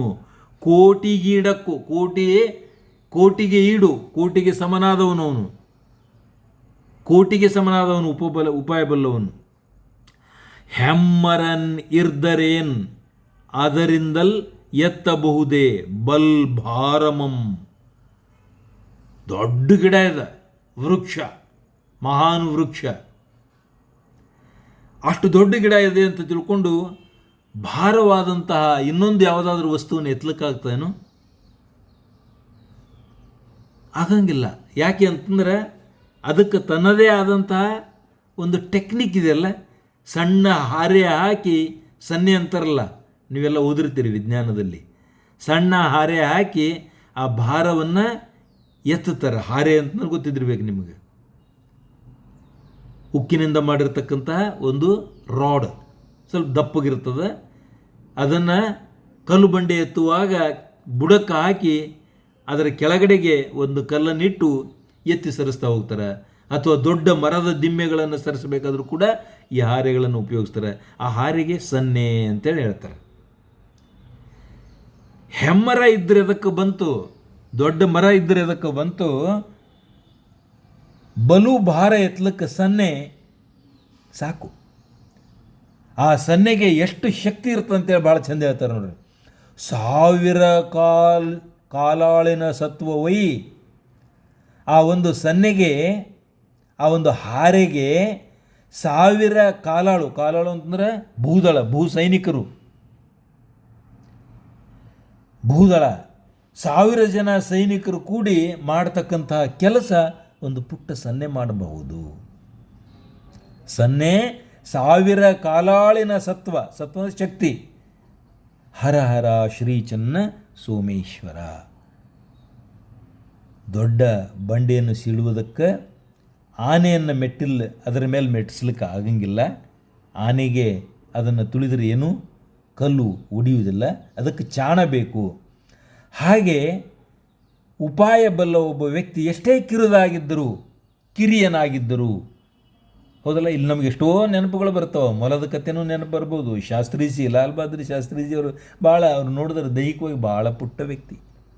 ಆದರೆ ಅಂಥ ಮಹಾನ್ ವ್ಯಕ್ತಿ ನಮ್ಮ ದೇಶಕ್ಕೆ ಭಾಳ ಅಪರೂಪಕ್ಕೆ. ಇರಲಿ, ಕೋಟಿ ವ್ಯಕ್ತಿ, ಒಬ್ಬ ಕೋಟಿ ವ್ಯಕ್ತಿ ಏನು ಮಾಡಬಹುದು ಅದನ್ನು ಒಂದು ಪುಟ್ಟ ವ್ಯಕ್ತಿಯು ಕೂಡ ಮಾಡಬಹುದು. ಹೆಮ್ಮರ ಇದ್ದರೆ ಅದಕ್ಕೆ ಬಂತು, ಒಂದು ಭಾರ ಎತ್ತಲಿಕ್ಕೆ ನಮಗೇನು ಬೇಕು ಅಂತಂದರೆ ಸನ್ನಿ ಬೇಕು ಅಂತಕ್ಕಂಥದ್ದು ಹೇಳ್ತಾ ಇದ್ದಾರೆ. ಇನ್ನು ವಿದ್ಯಾರ್ಥಿಗಳೇ, ನಾವು ಮುಂದಿನ ಪದ್ಯಕ್ಕೆ ಹೋಗೋಣ. ಇರಿಯಲ್ ಬಲ್ಲೊಡೆ ವೀರನಾಗು, ಧರೆಯೋಳ್ ನಾನಾ ಚಮತ್ಕಾರಮಂ ಅರಿಯಲ್ ಬಲ್ಲೊಡೆ ಮಂತ್ರಿಯಾಗು, ವಿಭುವಾಗು ಆರು ಎಂದೊಡಂ ಕೋಪಮಂ ತೊರೆಯಲ್ ಬಲ್ಲೊಡೆ. ಇರಿಯಲ್ ಬಲ್ಲೊಡೆ, ಇರಿಯೋದು ಅಂದರೆ ಯುದ್ಧ ಮಾಡುವುದು. ಇರಿಯುವುದು ಅಂತಂದರೆ ಚುಚ್ಚೋದು ಅಂತ ಅರ್ಥ ಆಗ್ತದೆ. ಆದರೆ ನಿಜ ಅರ್ಥ ಇರಿಯುವುದು ಅಂತಂದ್ರೆ ಕಾದಾಡುವುದು, ಯುದ್ಧ ಮಾಡುವುದು. ಇರಿಯಲ್ ಬಲ್ಲೊಡೆ, ನೀನೊಬ್ಬ ಯುದ್ಧ ಮಾಡ್ತಕ್ಕಂಥ ವ್ಯಕ್ತಿ ಆಗಿದ್ದರೆ ವೀರನಾಗು, ನಿನಗೆ ವೀರ ಅಂತೇಳಿ ಹೇಳ್ತಾರಪ್ಪ. ಎಲ್ಲಿ? ಧರೆಯೊಳಗೆ. ನೀನು ಯುದ್ಧ ಮಾಡ್ತಕ್ಕಂಥ ಇರಿಯಲ್ ಬಲ್ಲಂತ ಹೋರಾಟ ಮಾಡ್ತಕ್ಕಂಥ ವ್ಯಕ್ತಿಯಾಗಿದ್ದರೆ ವೀರ ಅಂಥೇಳಿ ಈ ಭೂಮಿ ಮೇಲೆ ನಿನಗೆ ಹೇಳ್ತಾರೆ. ನಾನಾ ಚಮತ್ಕಾರಮಂ ಅರಿಯಲ್ ಬಲ್ಲೊಡೆ, ಚಮತ್ಕಾರಗಳಿರ್ತಾವಲ್ಲ, ಟೆಕ್ನಿಕ್ಸ್. ಈಗ ನೋಡ್ರಿ, ದೇಶದಲ್ಲಿ ವಿದೇಶದಲ್ಲಿ ಅಥವಾ ಮತ್ತೆಲ್ಲಿಯೂ ಕೆಲವೊಂದು ಸಾಂದರ್ಭಿಕ ಸನ್ನಿವೇಶಗಳಲ್ಲಿ ಮಂತ್ರಿಯ ಪಾಲು ಭಾಳ ಮಹತ್ವದ್ದಿರ್ತದೆ. ಯಾಕೆ ಅಂತಂದರೆ ಚತುರನಾದಂಥ ಮಂತ್ರಿ ಏನು ಮಾಡ್ತಾನಂತಂದರೆ ಅಲ್ಲಿ ಜಯ ಸಾಧಿಸಿ ಬರ್ತಾನೆ. ಇನ್ನು ಬುದ್ಧಿಗೇಡಿ ಮಂತ್ರಿ ಇದ್ನು ಅಂತಂದರೆ ಜಗಳ ಮಾಡಿಕೊಂಡು ಬರ್ತಾನೆ. ವಿದೇಶದಲ್ಲಿನೂ ಅಷ್ಟೇ, ಸ್ವದೇಶದಲ್ಲಿನೂ ಅಷ್ಟೇ, ಸಮಾಜದಲ್ಲಿ, ರಾಜ್ಯದಲ್ಲಿ, ರಾಜಕೀಯದಲ್ಲಿ ಅಥವಾ ಯಾವುದಾದ್ರೂ ವೃತ್ತಿರಂಗದಲ್ಲಿ ಯಾರು ಚಮತ್ಕಾರವನ್ನು ಅರ್ಥವ್ರು ಇರ್ತಾರೆ ಅಂಥವರು ಮಂತ್ರಿ ಆಗಬಹುದು. ವಿಭು ಅಂದರೆ ಪ್ರಭು ಅಂತಂದರೆ ದೊರೆ. ಅರಸನಾಗುವರು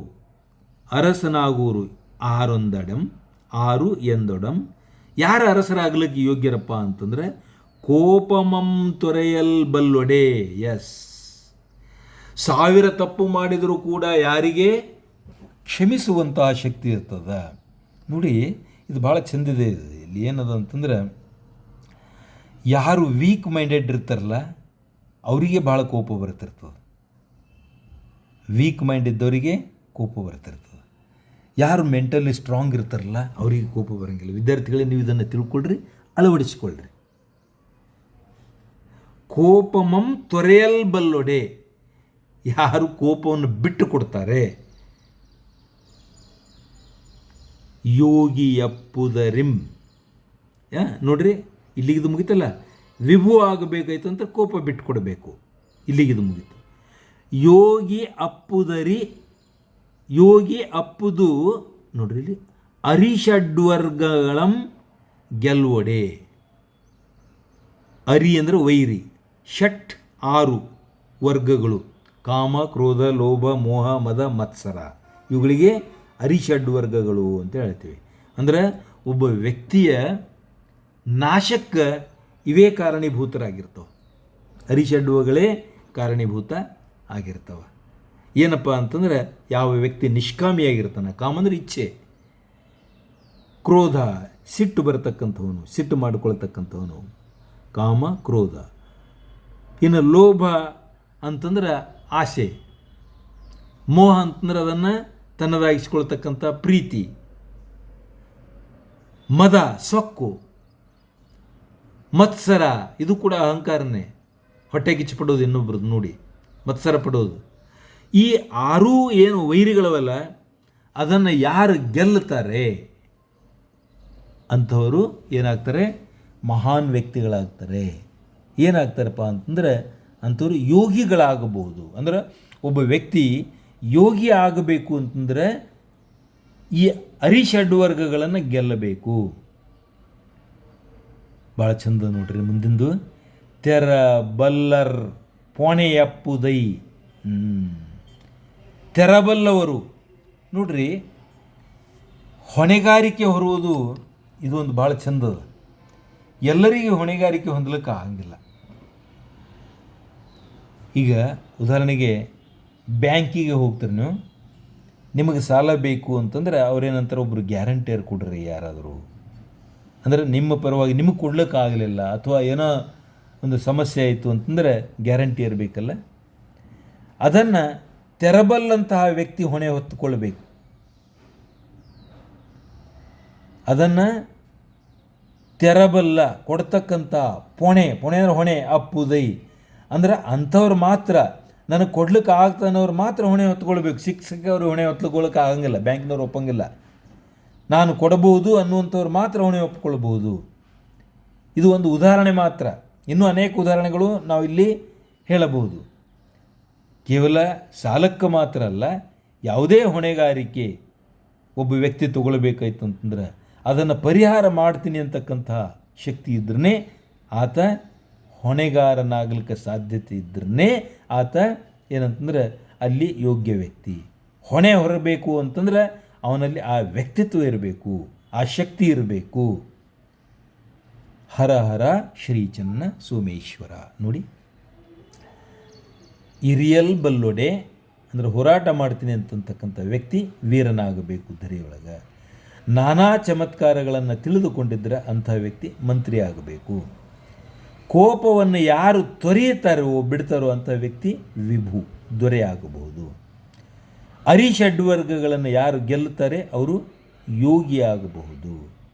ಹೊಣೆಗಾರಿಕೆಯನ್ನು ಯಾರು ಹೊತ್ತುಕೊಳ್ತಾರೋ ಅಂಥವರು ಅದನ್ನು ತೆರಬಲ್ಲ ಶಕ್ತಿ ಇದ್ದರೆ ಮಾತ್ರ ಆ ಹೊಣೆಗಾರಿಕೆಯನ್ನು ಹೊತ್ತುಕೊಳ್ಳಬಹುದು. ಹರ ಹರ ಶ್ರೀ ಚೆನ್ನ ಸೋಮೇಶ್ವರ ಅಂತಕ್ಕಂಥ ಮಾತು ಇಲ್ಲಿ ಬರ್ತಾ ಇದೆ.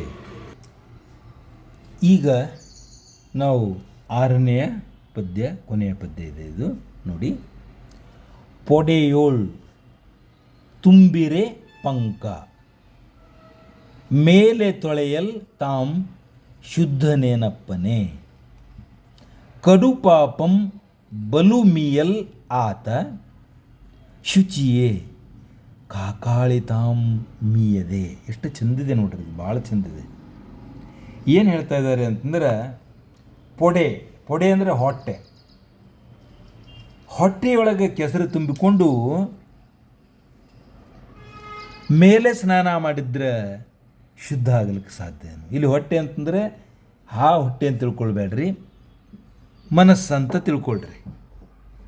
ಮನಸ್ಸಿನೊಳಗೆ ಹೊಟ್ಟೆ ಕಿಚ್ಚು ತುಂಬಿಕೊಂಡು ಕೆಲಸ ಹೊಲಸ, ಪಂಕ ಅಂದರೆ ಹೊಲಸ, ಕೆಸರು ಅಂತ ಅರ್ಥ. ಕೆಸರು ಅಂತಂದ್ರೆ ನಾವೇನು ತಿಳ್ಕೊಳ್ಬೇಕು, ದುರ್ವಿಚಾರ ಅಂತ ತಿಳ್ಕೊಳ್ಬೇಕು. ಹೊಟ್ಟೆ ತುಂಬ ಕೆಟ್ಟದನ್ನು ತುಂಬಿಕೊಂಡು ಮ್ಯಾಲ ಸ್ನಾನ ಮಾಡಿದ್ರೆ ಆ ವ್ಯಕ್ತಿ ಶುದ್ಧನಾಗಲಿಕ್ಕೆ ಸಾಧ್ಯದ ಏನು? ಪೊಡೆಯೋಳ್ ತುಂಬಿರೆ ಪಂಕ ಮೇಲೆ ತೊಳೆಯಲ್ ತಾಮ್ ಶುದ್ಧನಪ್ಪನೆ. ಯಾಕಂದ್ರೆ ಅವನು ಅಂತರಂಗನೇ ಹೊಲಸದ. ಮ್ಯಾಲ ಬಹಿರಂಗ ಶುದ್ಧ ಮಾಡಿಕೊಂಡ್ರೆ ಎದಕ್ಕೆ ಬಂತು? ಕಡು ಪಾಪಂ ಬಲು ಮೀಯಲ್ ಆತ. ಕೆಟ್ಟ ಪಾಪಗಳು ತುಂಬಿಕೊಂಡಿದ್ದಾನೆ ಆತ. ಹೊಟ್ಟೆಯೊಳಗೆ ಪಾಪದ ಕೆಸರು ತುಂಬಿಕೊಂಡಿದ್ದಾನೆ ಆತ. ಅಂತವನು ದೊಡ್ಡ ಸ್ನಾನ ಮಾಡೋದು. ದೊಡ್ಡ ಸ್ನಾನ ಮಾಡೋದು ಅಂತಂದ್ರೆ ನದಿ ಸ್ನಾನ ಮಾಡೋದು, ಪವಿತ್ರ ಸ್ನಾನ ಮಾಡೋದು. ಅವನು ಶುಚಿಯಾಗಲಿಕ್ಕೆ ಸಾಧ್ಯ ಇದೆ. ಯಾಕಂದರೆ ಅವನು ಹೊಟ್ಟೆಗೆ ತುಂಬ್ಯದ. ಮ್ಯಾಲಿದ ಎಷ್ಟು ಸ್ವಚ್ಛ ಇದ್ರೆ ಅದಕ್ಕೆ ಬಂತು. ಹೊಟ್ಟೆ ತುಂಬ ಹೊಲಸಿಟ್ಕೊಂಡು ಮ್ಯಾಲೆ ತೊಳ್ಕೊಂಡ್ರೆ ಏನಾಗ್ತದೆ? ಹೊಟ್ಟೆ ತುಂಬ ಹೊಲಸಿಟ್ಕೊಂಡು ಮ್ಯಾಲೆ ಸಬಕಾರ ಹಚ್ಕೊಂಡ್ರೆ ಸ್ವಚ್ಛ ಆಗ್ತದೆ ಮೈ, ಹೊರತು ಮನಸ್ಸು ಸ್ವಚ್ಛ ಆಗಿಲ್ಲ. ಪೊಡೆಯೋಳ್ ತುಂಬಿರೆ ಪಂಕ ಮೇಲೆ ತೊಳೆಯಲ್ ತಾಮ್ ಶುದ್ಧನೇನಪ್ಪನೇ. ಕಡುಪಾಪಂ ಬಲು ಮೀಯಲ್. ದೊಡ್ಡ ಸ್ನಾನ ಮಾಡಿದರೆ ಏನಾಗ್ತದೆ? ಕಾಕಾಳಿ ತಾಮ್ ಮೀಯದೆ. ಕಾಕಾಳಿ ಅಂದ್ರೆ ಕಾಗೆ. ಕಾಗೆ ನೀರು ಕಂಡಲ್ಲಿ ಮುಳುಗಿ ಬಿಡ್ತದೆ. ಸ್ವಲ್ಪ ನೀರು ಕಂಡ್ರೆ ಮುಗಿತು, ಪುಡು ಪುಡು ಪುಡು ಅಂತ ಸ್ನಾನ ಮಾಡಿ ಬಿಡ್ತದೆ. ಆದ್ರೆ ಕಾಗೆ ಸ್ನಾನ ಮಾಡಿದ ತಕ್ಷಣ ಅದರ ಕೆಲವೊಂದು ಗುಣಗಳು ಹೋಗೋದಿಲ್ಲ. ಕಾಗೆಯ ಧ್ವನಿ ಕೋಗಿಲೆ ಆಗೋದಿಲ್ಲ. ಕಾಗೆ ತಿಂತಕ್ಕಂಥ ಹೊಲಸು ಅದು ಬಿಟ್ಟು ಬಿಡ್ಲಿಕ್ಕಾಗಂಗಿಲ್ಲ. ಕಾಗೆಯ ಕೆಲವೊಂದು ಗುಣಗಳು ಎಷ್ಟೋ ಜನರಿಗೆ ಇಷ್ಟ ಆಗಂಗಿಲ್ಲ. ಇರಲಿ, ನಾವು ದಾರ್ಶನಿಕರಾಗೋದು ಬೇಡ. ಯಾವಾಗ ಕಾಗೆನೇ ಚಲೋ ಆಗಂಗಿಲ್ಲ ದಿನ ಸ್ನಾನ ಮಾಡಿದ್ರು ಕೂಡ ಅಂತಂದರೆ ಮನುಷ್ಯ ಇಷ್ಟೆಲ್ಲ ಹೊಲಸಿಟ್ಕೊಂಡು ಹೆಂಗೆ ಚಲೋ ಆಗ್ತಾನ? ಗುಡಪಾನಂಗಳೋಳ್ ಅದ್ದೆ ಬೇವಿನ ಫಲಂ ಸ್ವಾದಂ ಅಪ್ಪುದೇ ಲೋಕದೊಳ್. ಗುಡಪಾನಂಗಳೋಳ್. ಗುಡ ಅಂದ್ರೆ ಬೆಲ್ಲ. ಬೆಲ್ಲದ ಪಾನಕ ಇರ್ತಲ್ಲ ಅದರೊಳಗೆ, ಅದಕ್ಕೆ ಪುರಂದರದಾಸರು ಭಾಳ ಚಂದ ಹೇಳ್ತಾರಲ್ಲ, ಬೇವಿನ ಬೀಜವ ಬಿತ್ತಿ ಬೆಲ್ಲದ ಕಟ್ಟಿಯ ಕಟ್ಟಿ ಜೇನಿನ ಮಳೆಗರೆದರೇನು ವಿಷ ಹೋಗುವುದೇನಯ್ಯ. ನೋಡ್ರಿ, ಬೇವಿನ ಬೀಜ ಬಿತ್ತಿ ಸುತ್ತಮುತ್ತ ಬೆಲ್ಲದೇ ಕಟ್ಟಿ ಕಟ್ಟೋದು, ದಿನಾಲು ಜೇನಿನ ನೀರು ಹಾಕೋದು ಅದಕ್ಕೆ. ಇಷ್ಟೆಲ್ಲ ಹಾಕಿ ಅನಂತರ ಅದು ಬೆಳೀತಕ್ಕಂಥ ವೃಕ್ಷ ಅದು ಬೇವಿನ ವೃಕ್ಷ ಆಗ್ತದೆ ಹೊರತಾಗಿ ಸಿಹಿಯಾದಂಥ ವೃಕ್ಷ ಆಗೋದಿಲ್ಲ. ಅದರಿಂದ ಬರ್ತಕ್ಕಂತಹ ಆ ಯಾವುದೇ ಫಲ, ಬೇವಿನ ಫಲ ಕೈಯಾಗಿ ಇರ್ತದೆ ಹೊರತಾಗಿ ಸವಿಯಾಗಿರ್ಲಿಕ್ಕೆ ಸಾಧ್ಯ ಇಲ್ಲ. ಗುಡ ಪಾನಂಗಳೋಳ್ ಅದ್ದೆ ಅಂದರೆ ಬೆಲ್ಲದ ಪಾನದೊಳಗೆ ಎದ್ದಿ ಬೇವಿನ ಫಲಂ ಸ್ವಾದ ಅಪ್ಪುದೆ. ಸ್ವಾದ ಅಂತಂದರೆ ಸಿಹಿ ಆಗಲಿಕ್ಕೆ ಸಾಧ್ಯ ಇದೆಯಾ? ಲೋಕದೊಳ್ ಮಡಿಯೇ ನಿರ್ಮಲ ಚಿತ್ತವೈ. ಲೋಕದೊಳಗೆ ಯಾವುದು ಮಡಿಯಪ್ಪ? ಮಡಿ ಅಂದರೆ ಶುಚಿತ್ವ, ನಿರ್ಮಲ ಚಿತ್ತ. ಮಲ ಅಂತಂದ್ರೆ ಹೊಲಸು, ಮಲಮೂತ್ರ ವಿಸರ್ಜನೆ ಅಂತೀವಲ್ಲ ನಾವು. ಮಲ ಅಂದ್ರೆ ಅದು. ನಿರ್ಮಲ, ಮಲ ಇಲ್ಲದ್ದು, ಶುಚಿತ್ವವಾದದ್ದು. ಏನಪ್ಪ ಅಂತಂದರೆ ನಿರ್ಮಲವಾಗಿರ್ತಕ್ಕಂಥ ಚಿತ್ತ, ಮನಸ್ಸು. ಯಾವ ವ್ಯಕ್ತಿಯ ಮನಸ್ಸು ನಿರ್ಮಲವಾಗಿರುತ್ತದೆಯೋ ಆತ ಮಾತ್ರ ಲೋಕದೊಳಗೆ ಮಡಿಯುವಂತ. ಹೇಗೆ ಹೊಟ್ಟೆಯೊಳಗೆ ಕೆಸರು ತುಂಬಿಕೊಂಡಂಥ, ಹೊಲಸು ತುಂಬಿಕೊಂಡಿರ್ತಕ್ಕಂಥ ವ್ಯಕ್ತಿ ಅವ ಎಷ್ಟು ಸಲ ನದಿ ಸ್ನಾನ ಮಾಡಿದ್ರೇನು, ಗಂಗಾ ಸ್ನಾನ ಮಾಡಿದ್ರೇನು, ತುಂಗಾ ಸ್ನಾನ ಮಾಡಿದ್ರೇನು, ಕೃಷ್ಣಾ ಸ್ನಾನ ಮಾಡಿದ್ರೇನು, ಭೀಮೆ ಸ್ನಾನ ಮಾಡಿದ್ರೇನು, ಚಂದ್ರಭಾಗಿಯ ಸ್ನಾನ ಮಾಡಿದ್ರೇನು ಆತ ಶುಚಿಯಾಗಿರಲ್ಲ. ಯಾಕಂತಂದ್ರೆ ಅವನ ಹೊಟ್ಟೆಯೊಳಗೆ ಹೊಲಸು ತುಂಬಿಕೊಂಡದ. ಯಾಕೆಂತಂದ್ರೆ ಆ ಸ್ನಾನ ಹೆಂಗಪ್ಪ ಅಂದರೆ ಕಾಗೆ ಸ್ನಾನ ಇದ್ದಂಗೆ. ಕಾಗೆ ಸ್ನಾನ ಎಷ್ಟು ಸಲ ಮಾಡಿದ್ರು ಅದು ಬೆಳಗಾಗಿಲ್ಲ, ಅದರ ಮನಸ್ಸು ಶುಚಿಯಾಗಿಲ್ಲ. ಎರಡನೇ ಉದಾಹರಣೆ, ಬೇವಿನ ಫಲ ಅದು ಸಕ್ಕರೆಯೊಳಗೆ ಬೆಲ್ಲದೊಳಗೆ ಎದ್ದಿದ್ರೆ ಅದು ಸ್ವಾದ, ಅದು ಸಿಹಿ ಆಗೋದಿಲ್ಲ, ಅದು ಕೈಯಾಗಿಯೇ ಇರ್ತದೆ. ಹಂಗೆ ಲೋಕದೊಳಗೆ ಒಬ್ಬ ಒಳ್ಳೆಯ ವ್ಯಕ್ತಿ ತನ್ನ ವ್ಯಕ್ತಿತ್ವವನ್ನು ಹರಡಬೇಕು ಅಂತಂದ್ರೆ, ಆತನ ಮಡಿವಂತಿಕೆ ಶುಚಿತ್ವವನ್ನು ಇಟ್ಕೊಳ್ಬೇಕು ಅಂತಂದ್ರೆ ಆತ ನಿರ್ಮಲವಾದಂತಹ ಮನಸ್ಸು ಹೊಂದಿರಬೇಕು ಅಂತಕ್ಕಂಥದ್ದು ಸೋಮೇಶ್ವರನ ಮಾತು ಆಗಿದೆ. ವಿದ್ಯಾರ್ಥಿಗಳೇ, ನನ್ನ ಈ ಬೋಧನೆ ಬಹುತೇಕ ತಮಗೆ ತೃಪ್ತಿ ತಂದಿರಬಹುದು ಅಂಥೇಳಿ ಅನ್ನಿಸ್ತದೆ. ನನ್ನ ಅನುಭವ ಮತ್ತು ನನಗಿರ್ತಕ್ಕಂಥ ಒಂದು ಅಲ್ಪಜ್ಞಾನದಿಂದ ಎಷ್ಟು ಸಾಧ್ಯ ಅಷ್ಟು ವಿಶ್ಲೇಷಣೆ ಮಾಡಲಿಕ್ಕೆ ನಾನು ಪ್ರಯತ್ನ ಮಾಡ್ತಾ ಇದ್ದೇನೆ. ಇನ್ನೂ ತಮಗೇನಾದರೂ ಸಂಶಯಗಳಿದ್ದರೆ ದಯವಿಟ್ಟು ಕಮೆಂಟ್ ಮಾಡಿ ತಿಳಿಸಿ, ನನಗಿಂಥದ್ದು ಬೇಕು ಅಂತೇಳಿ ನಾನು ಖಂಡಿತವಾಗಿಯೂ ನಿಮಗೆ ಸಹಾಯ ಮಾಡಲಿಕ್ಕೆ ಸಿದ್ಧನಿದ್ದೇನೆ ಅಂತ ಹೇಳ್ತಾ ಈಗ ಈ ಪಾಠ ಮುಗಿಸ್ತಾ ಬಂದಿದ್ದೇನೆ. ಇನ್ನೊಂದು ವಿಷಯ ಏನು ಅಂತಂದರೆ, ಈ ಪಾಠಕ್ಕೆ ನಾನು ನೋಟ್ಸ್ ಕೂಡ ಪ್ರಿಪೇರ್ ಮಾಡ್ತಾಯಿದ್ದೇನೆ. ಅದನ್ನು ಕೂಡ ಸದ್ಯದಲ್ಲಿ ಬಿಡುಗಡೆ ಮಾಡ್ತಾಯಿದ್ದೀನಿ. ಅದನ್ನು ನಾಳೆ ರೆಕಾರ್ಡಿಂಗ್ ಮಾಡಿ ನಾಳೆ ಸಾಯಂಕಾಲ ಅಥವಾ ನಾಡದ್ದು ಬೆಳಗ್ಗೆ ಅದನ್ನು ನಾನು ಪೋಸ್ಟ್ ಮಾಡ್ತೀನಿ ಅಂತ ಹೇಳ್ತಾ, ವಿದ್ಯಾರ್ಥಿಗಳೇ, ಪರೀಕ್ಷಾ ದೃಷ್ಟಿಯಿಂದ ಈ ಪಾಠ ಭಾಳಷ್ಟು ಮಹತ್ವದ್ದು. ನೀವು ಒಂದೆರಡು ಸಲ ಇದನ್ನು ಕೇಳಿ ಆನಂತರ ಇಲ್ಲಿ ಬರ್ತಕ್ಕಂಥ ಪ್ರಶ್ನೋತ್ತರಗಳನ್ನು ನೀವು ನಿಮ್ಮ ನೋಟ್ಬುಕ್ನಲ್ಲಿ ಬರೆದಿಡ್ರಿ. ಮತ್ತು ಭಾಳಷ್ಟು ಜನ ವಿದ್ಯಾರ್ಥಿಗಳ ತಲೆಯಲ್ಲಿ ಒಂದೇನು ತಪ್ಪು ತುಂಬಿಕೊಂಡಿದೆ ಅಂತಂದರೆ, ಈ ಕನ್ನಡ ಏನಾದರೂ ಬರೆದ್ರೆ ಮಾರ್ಕ್ಸ್ ಹಾಕ್ತಾರೆ ಅಂತಕ್ಕಂಥದ್ದು ಒಂದು ತಪ್ಪಿದೆ. ದಯವಿಟ್ಟು ಆ ಒಂದು ಇದಕ್ಕೆ ಹೋಗಬೇಡ್ರಿ. ಕನ್ನಡವನ್ನು ಪ್ರೀತಿಸಿರಿ, ಕನ್ನಡವನ್ನು ಗೌರವಿಸಿರಿ, ಕನ್ನಡವನ್ನು ಬೆಳೆಸಿರಿ, ಕನ್ನಡವನ್ನು ಉಳಿಸಿರಿ. ಯಾವುದೇ ಕಲಿಯಿರಿ ನೀವು. ಅದಕ್ಕೆ ಹೇಳ್ತೀವಲ್ಲ, ಉದರಕ್ಕೆ ಬೇರೆ ಏನಾದರೂ ಕಲ್ತ್ಕೊಳ್ರಿ, ಹೃದಯಕ್ಕೆ ಕನ್ನಡ ಇಟ್ಕೊಳ್ರಿ, ಅದರಕ್ಕೆ ಕನ್ನಡ ಇಟ್ಕೊಳ್ರಿ ಅಂತ ಹೇಳ್ತಾ ನನ್ನ ಮಾತು ಮುಗಿಸ್ತಾ ಇದ್ದೀನಿ. ವಿದ್ಯಾರ್ಥಿಗಳೇ, ಮತ್ತೆ ಮುಂದೆ ಭೇಟಿಯಾಗೋಣ ಅಂತ ಹೇಳ್ತಾ ಧನ್ಯವಾದಗಳೊಂದಿಗೆ ನನ್ನ ಈ ಚಾನಲ್ ಸಬ್ಸ್ಕ್ರೈಬ್ ಮಾಡಿಕೊಳ್ಳಿ, ಸ್ನೇಹಿತರೊಂದಿಗೆ ಹಂಚಿಕೊಳ್ಳಿ, ಹಾಗೂ ವಿಶೇಷವಾಗಿ ಲೈಕ್ ಮಾಡಿ ಅಂತ ಹೇಳ್ತಾ ನನ್ನ ಪಾಠ ಮುಗಿಸ್ತಾ ಇದ್ದೀನಿ. ಧನ್ಯವಾದಗಳು. ತಮ್ಮೆಲ್ಲರಿಗೂ ಶುಭವಾಗಲಿ.